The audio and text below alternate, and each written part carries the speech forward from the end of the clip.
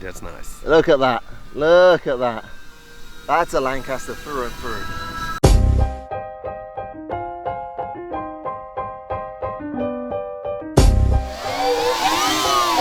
You see that? Is that clear? Yeah, and it's That's a lot of power. Alright. Hello and Happy New Year and welcome to HobbyKing.com. Stuart here with a presentation on a model that has been around for some time, but this is the V3 reiteration of it, and it is the HobbyKing Lancaster. Now, why is it a V3? Well, we'll get onto that in just a minute. But first of all, let me give you a little background on the model itself. Many years ago, the V1 came out, and that had retracts, and it was a good model, but it was probably rushed a little bit to market. It wasn't as good as it could be, and it was quite heavy. Go forward a few more years, and my good friend Paul Suspower did a V2 version, still with the retracts, but with a lot more refinement and a lot of the dead weight stripped out. That flew very good, and that was the best version of what it could be with retract. Now, you hear me mention retracts a few times here because this V3 is the lightest possible version of this Lancaster because it doesn't have retracts. However, retracts are an option. We'll come on to that in a second. Now, the history of the aircraft itself. This one is from 619 Squadron. That's one of the new features of the V3. It's got the Dumbo scheme on the nose there that I think you can see. Thank you, Tom, for picking that up. That comes pre-applied now.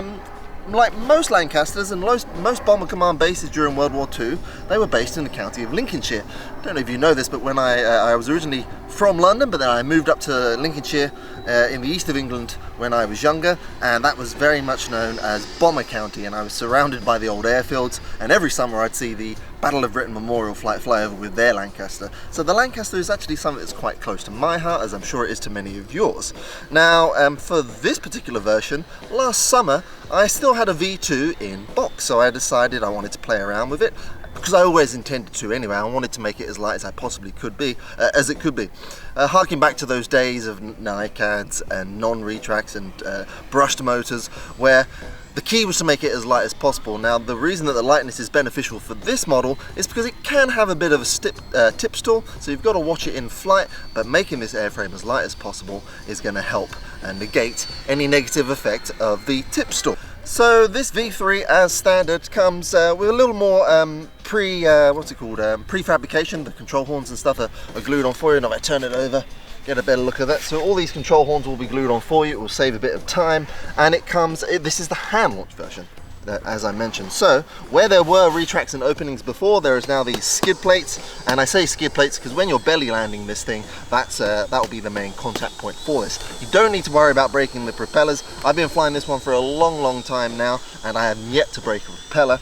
However, if that does happen, I'll show you a little tip later on in the video, because you can actually fly this on just 2 propellers, not the 4, but it does fly, of course, very well on the 4. So if I open it up, you will see that you've got the UBEC in there, because we've got tiny little speed controllers in there, so they've got an external UBEC. And before it would have flown on a 2200 3S at least. This one, again, looking to get as light as possible, I've got it on a Rhino 1400 right up the front there. Now, when you get this model, there will be a lump of lead installed in the nose. That's actually a hang up from the retract version, so if you intend to fit the optional retracts, they're available on our store. You can keep that lump of lead in the nose. However, if you're going to fly it out the box as it's intended, you want to take that lead out, and then this is exactly where the battery would go. Also, to make it lighter, the servo that was in there for the steerable tail wheel has now been removed. The push rod's still there if you want to make that operable if you fit the optional retracts. So it's pretty basic and clean as it goes in. Nice easy access with the bomb bay door, and I'll push that down, you can see how that works. Airliner going over there, it's a rare sight these days at the moment. And it's a 1320 millimeter span, so it's quite a nice size. It's very easy to hand launch and handle. I just hold it from the canopy like so. And it's a Lancaster. There is no other Lancasters on the market, and it was well worth bringing this one back because I know there's a lot of fans of the Lancaster out there. So without further ado, we've got an onboard camera, not on board but in my pocket. We're going to stick that on the model, and we'll do a little flight review of this V3 Dumbo Lancaster from Hking that's available in all warehouses right now, and there's some spare parts too. So without further ado, Tom, should we get on with the flight review? Let's go. The sun is shining, it is a little bit cold, but it's atypical of the type of weather that these full-size guys would have been flying off to bomb occupied Europe during World War II in those winter months. So let's get on with the show. Alright, so as we walk it out here, I'll talk you through a few more of the features. First of all, the key thing of the V3, because it doesn't have rudder control, it doesn't have rudder servos, is to set it up with differential thrust. Just coming onto the field. And that's what really makes it a Lancaster. Before it was just banking and yanking with those two channel controls, but now with the differential thrust, you're able to do nice shallow turns, so it really looks like a Lancaster in that respect. So I will show you that very, very quickly. If you could just come down here. So at the moment this is standard thrust, but then if I flick this switch, flight mode power, you will see, can you see the difference there? Yep. So I've got differential thrust mixed into the radio. Speaking of radios, I'll come on to this in just a second. Now, if we go up to the model, you will see. Yep. Now, if you go up to the model, you'll see with differential thrust. See that? Yeah, perfectly. That is my yaw control. I will take it off the hand launch, just so I'm up in the air. And back in the day, even when the V2 released, differential thrust wasn't something you could do, easily with radios. But now with modern radios, especially this is the new Radio Master T16, and I'm sure many other radios out there do it as well. Differential thrust is very, very easy to set up. So that's absolutely what I recommend for the V3. You can fit the retracts if you want, but keep it as light as possible is my advice, and use the differential thrust for that extra control authority in the air. So I've got a 6-minute timer. Let's see how it goes. I do know that I get more than 6 minutes, but what I want to do is land before that and show you it flying on just 2 propellers, because it can do that. So that camera is rolling. We got an onboard. Hopefully that will stay there. I've got enough Velcro on there. And first of all, we're going to launch. You ready? Ready. Okay. So for me, I like to just hold it here. You'll see it's got power enough. Check my control surfaces. All good. You ready? Ready. All right, taking off.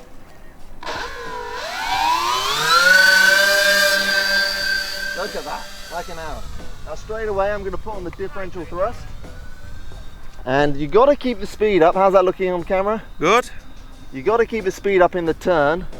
Using rudder does help, because it means that the wing doesn't need to bank as much. Look how good that looks.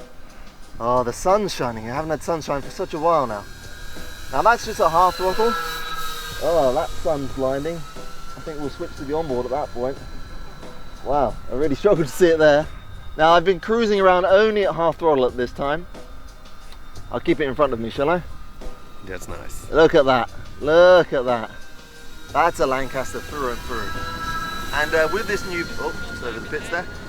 With this new scheme, the reason I chose this one is because it's got a little bit more colour. See the red on the vertical stabs there? You see that, Tom? Yeah, a little bit. Picking up? Well, it's definitely picking up on my pilot's eye. There we go. Yeah, now you see it.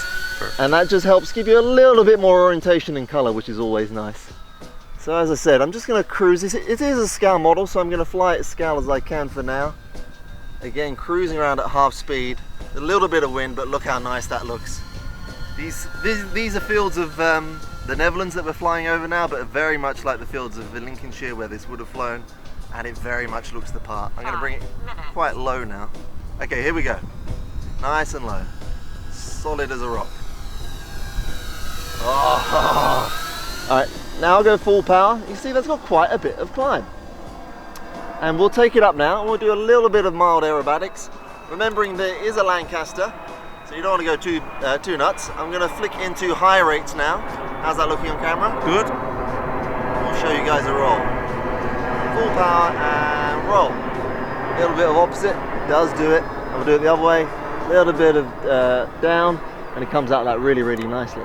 Now you may be thinking, Lancasters, they didn't roll, they were big, big bombers. Well, they didn't roll as such, but I heard that when the German night fighters were attacking, they would corkscrew to get out of an attack from them. Look at that, the motor's really, really nicely in sync. It's looking nice to me. How's it looking for you, Tom? Yeah, it's good. It's good, good, good. Bring another one in. Nice big cell out there. Oh yeah, that background really helps, right? Yeah. Okay, here we go. Nice, this is about a third throttle now, a little bit of differential thrust there. Lovely. And we'll take it up, and because I got the differential thrust, I can do a bit of a hammerhead or a stall turn off the top. There we go. And just catch it on the elevator. All right, let's take it up and do a loop now. You ready? Ready? Okay. We in frame, we're looking good. Okay. All right. Okay, going full power and gonna do a loop. Ready? Ready? And okay, I'm gonna loop now. This is in mid rates. Ease off the elevator, then ease on at the top. How's that? The same as Stuart. Oh, really? In the loop it loses focus. Ah, okay. I think because of the switch in vertical. Well, let's try it this way, hey? We'll try it one more time. We'll try it downwind or crosswind. Yeah. I will zoom out a little bit more. Okay, you ready? Ready. That is good. Yeah? Yeah. Okay, there we go. And you can see it's got bags of power to perform. That's really not an issue. God, it looks ominous against that sky. Like I said, we've been suffering from some really appalling, terrible, crappy weather here recently, but this is the first day in a long, long time. All right, here we go. Nice low pass. Look at that. I'm just gonna be quiet for a minute. All good? All good. Silky smooth. Now look, this is all rudder. That's all differential thrust. I use actually a bit of opposite aileron just to keep it even flatter in the turn. I'll bring it round again. Oh, and bank away, power on, bank away. Super. All right, now what will I do now? I'm gonna, well actually, you know what? I've got another thing to show you with the two propellers that I mentioned, and I'll come on to that in a second. So Tom, I think we're good for the basic flights, right? I think so. Let's just show the stall actually, let's take it up.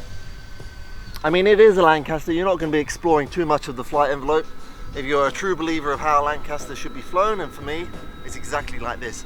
With the retracts removed and the extra servo and just a little bit more weight saving, you really see the benefit because it flies really, really nice now with this lighter weight. So I'm going to take it up. Tom, you still got it? Yep. Okay, and I'm going to go and stall. You do have to watch the stall.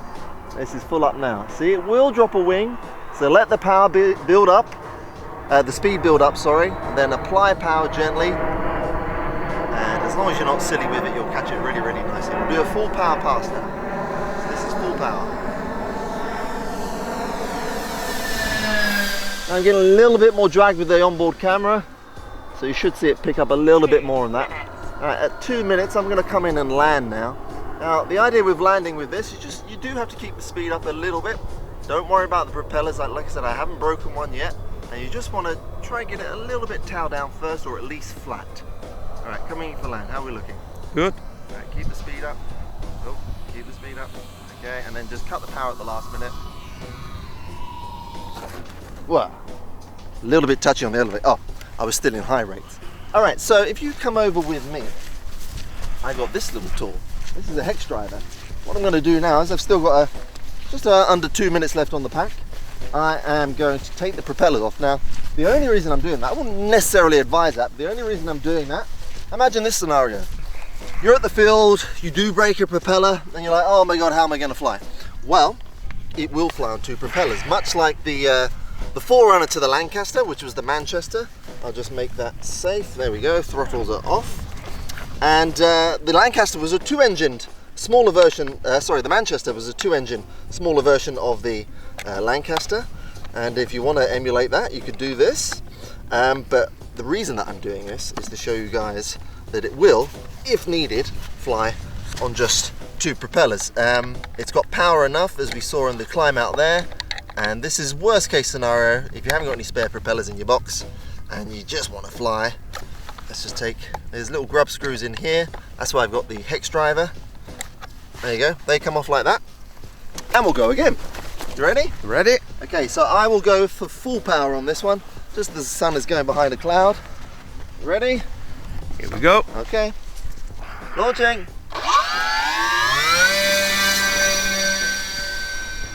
There we go. Obviously not as much power, but it still flies. If anything, it's a little bit more scale now. So we'll do a pass. Okay, here we go. That's full power pass on two propellers, if you're ever in that situation. Still pretty good. Now we're just going to bring it into land. I've still got some differential control, not as much obviously because I've got two less props, but we're going to land it now and then we'll wrap up this video. So here we come into land. Landing. Keep a bit more power on, and then just let it glide down like that. That was a super smooth landing. So we'll take it back over to the bench and we'll see what the battery's at. Alright, so we're back at the bench. I've got my cell checker, still got those propellers off. You can see that after landing, just a little bit wet, that's all. You've got to get it nice and flat. And what we'll do, we'll just quickly open it up. There's my battery in its position. We'll take that off. Could you just pull that one? There we go. That's where my 1400 goes, nicely in there. And we will put this down. And we'll have a quick look at the cell checker. Let's see what we got. We have, well, 5%. Well, on a 1400, and I got 6 minutes on my timer. That's pretty good. You could fit a little bigger one if you wanted. Obviously, you need to move the battery back. But all in all, that represents for me a great flight and a very, very good model. So if you're looking, if you let me rephrase that. If you had the original Lancaster and looking for a better flying version of it, definitely check this out. If you haven't seen the Lancaster before in its former forms, do check out the V3. You're going to like it if you like Lancasters especially. It's one of the only Lancasters that I know of on the market, especially in foam. It's available in all warehouses right now, and there will be some spare parts available for it too. So check out the V3 Hking Lancaster 1320mm plug and fly with optional retracts at HobbyKing right now. Thank you very much for watching. Please like and subscribe, and I'll see you for another flight review at some point soon.